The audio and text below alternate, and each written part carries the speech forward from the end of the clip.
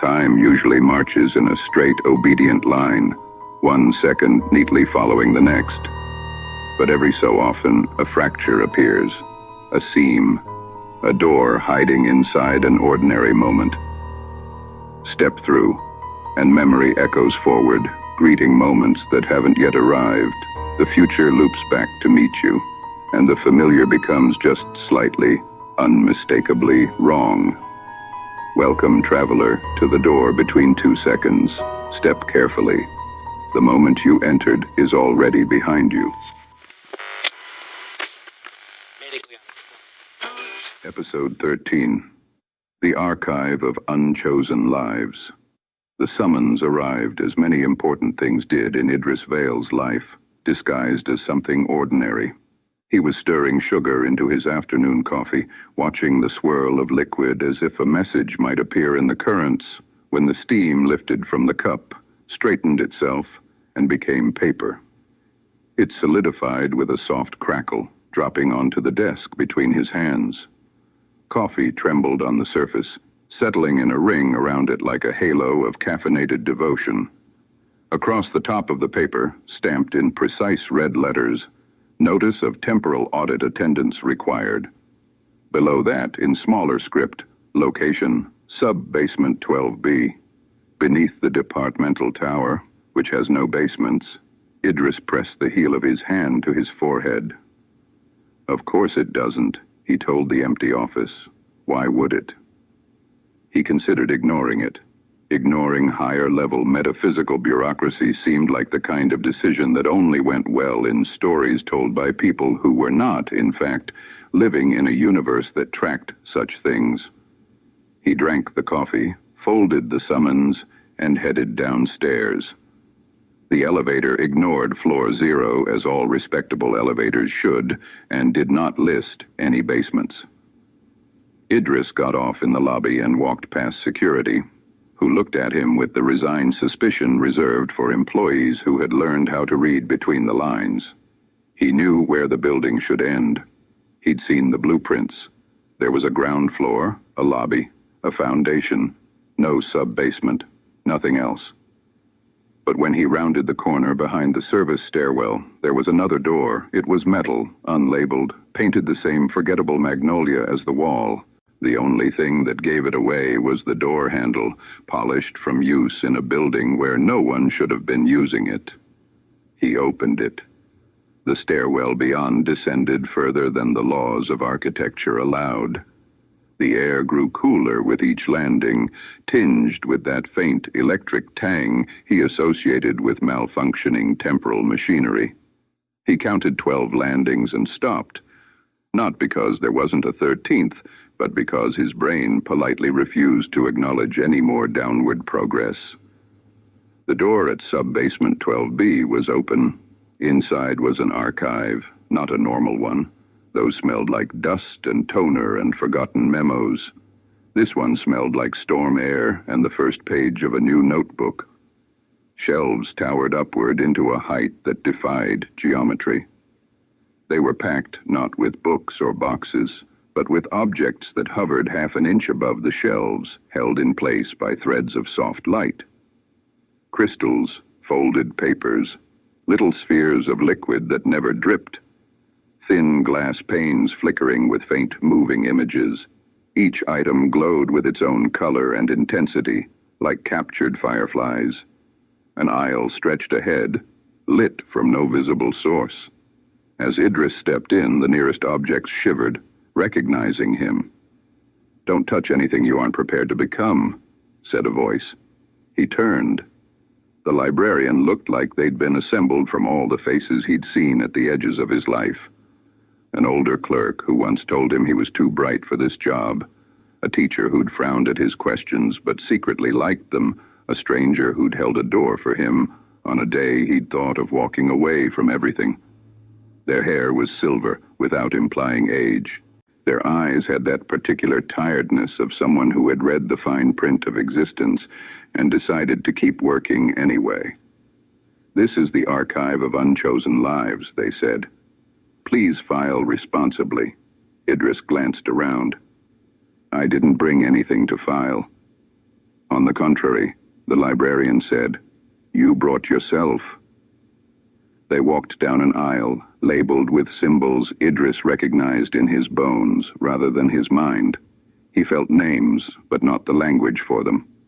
"Every life generates roots," the librarian said as they walked. "Paths not taken, choices not made. Each one forms a kind of residual pattern.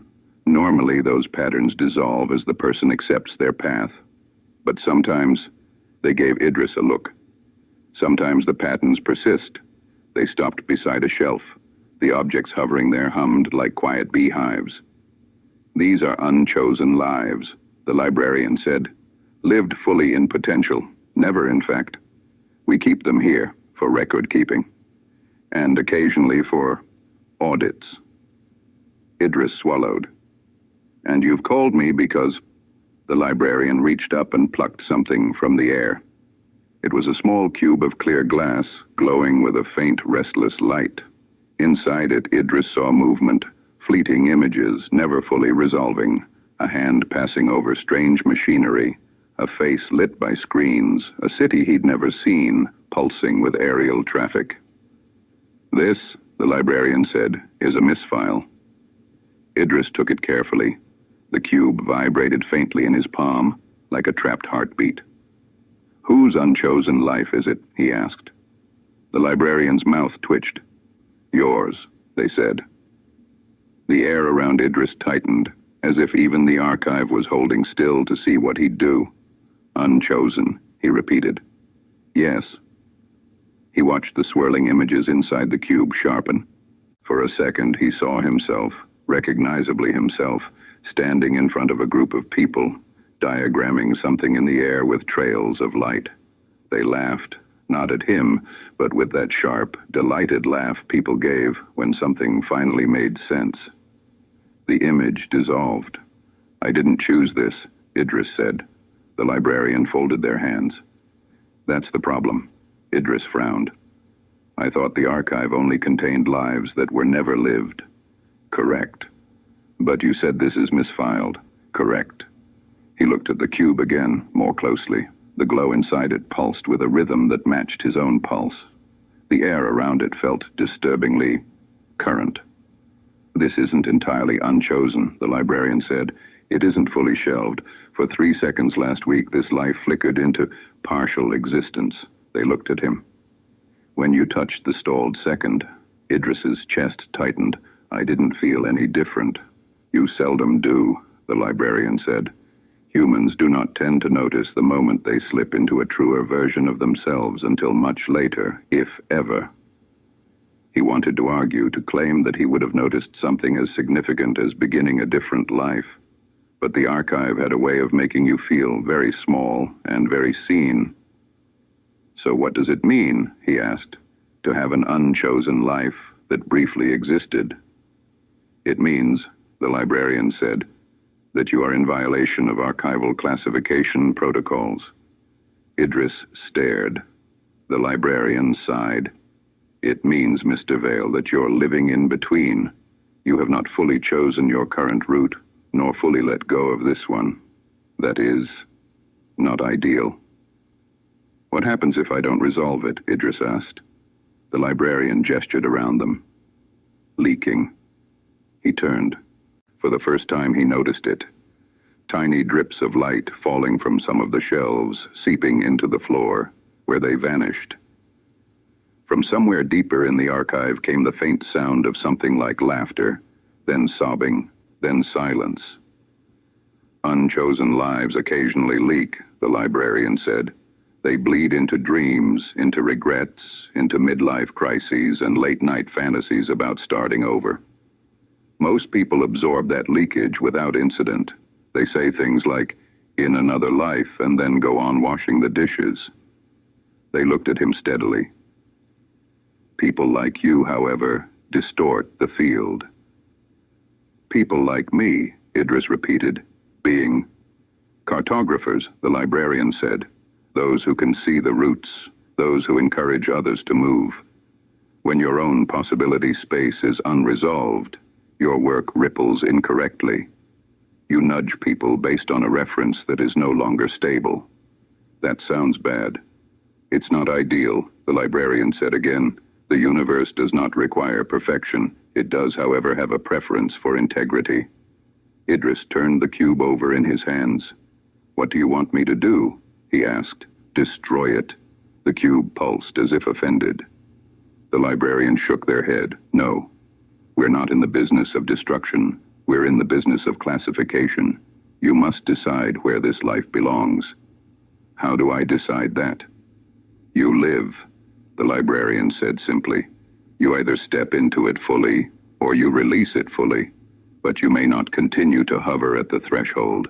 Hovering molders everything around it. Idris felt suddenly very tired. You're asking me to commit, he said. We're asking you, the librarian replied, to stop treating yourself as an interesting side project and start treating yourself as a primary assignment. He almost laughed. It sounded like something his few persistent friends had said in less cosmic vocabulary. He looked into the cube. The images steadied, his hands building something, his voice explaining something, an unfamiliar joy in his chest. Can I ask you something, he said. The librarian nodded. What happens to all the other unchosen lives? Not just mine, everyone's. The librarian's gaze softened in a way that felt older than the building itself. They remain here, they said, filed, archived, occasionally consulted. They become part of the universe's memory, not wasted, not punished, simply unused.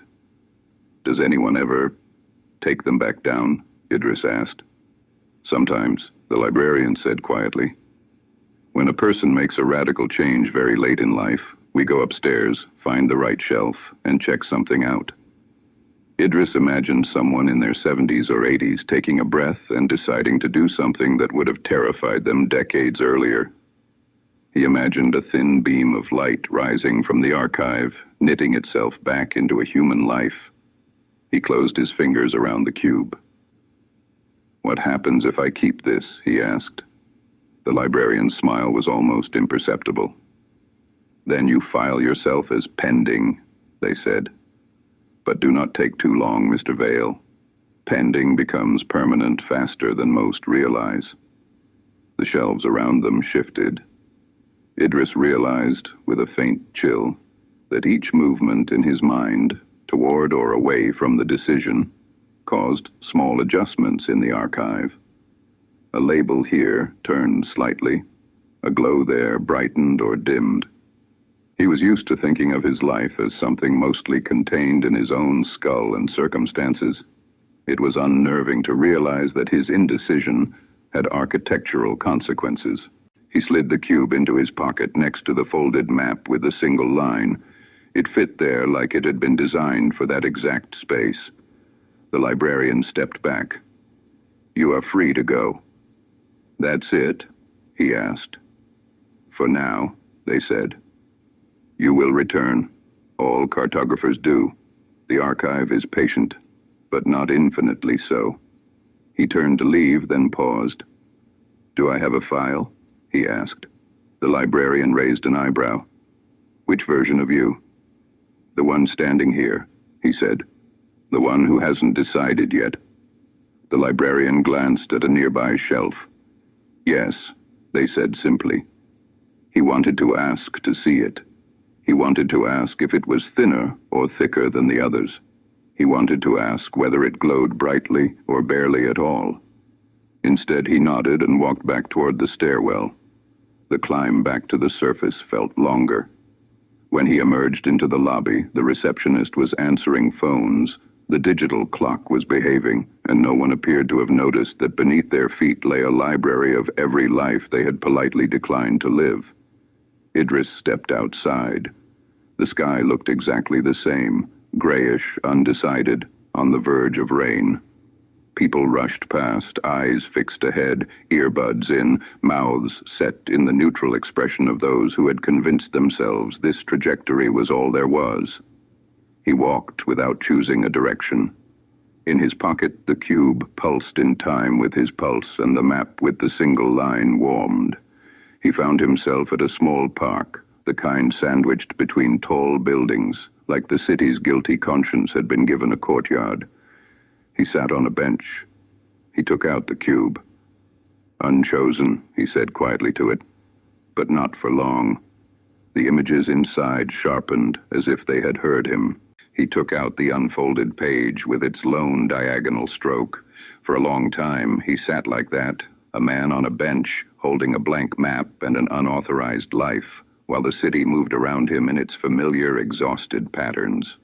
Finally, he put the page on his knee and began to draw. Not a meticulous diagram, not a perfect plan, just a series of lines, some straight, some jagged, some looping back on themselves, forming something that resembled a route but refused to be entirely legible, even to him. He did not label the lines. He did not assign them outcomes. He simply kept his hand moving until his fingers cramped. When he stopped, the page was no longer blank. He looked at it, and for the first time, he allowed himself to feel something he'd avoided for years, because it seemed impractical, or naive, or dangerous. Hope. Not the dramatic kind, not the kind that promised salvation. The quieter kind, the kind that said, "You are not finished yet." He folded the page again, gently, and slid it into his pocket, next to the cube. Somewhere below the city, a shelf adjusted, making room. In the Archive of Unchosen Lives, one small light shifted categories, not quite from unlived to lived, but into a new section the system had been forced to create on the fly. In progress.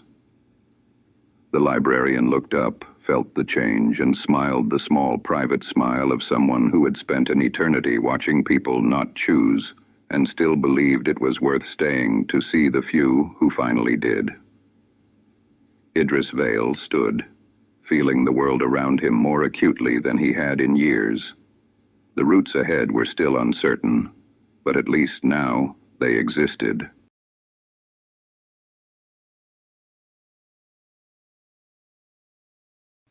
Not every path disappears when you don't take it.